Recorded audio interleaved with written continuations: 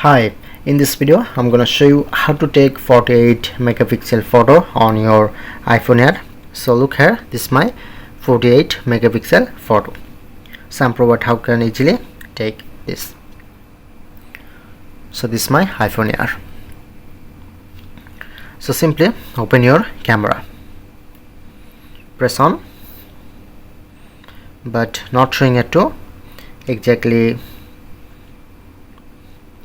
setting this option. Go back, open your settings, open your camera, scroll down, as you can see showing it to format.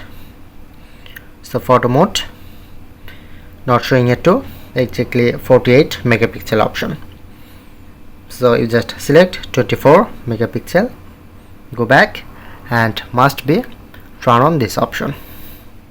Okay, when you turn on this and open camera, then you get this option, press on, showing it to 48 megapixel, and you just take a photo,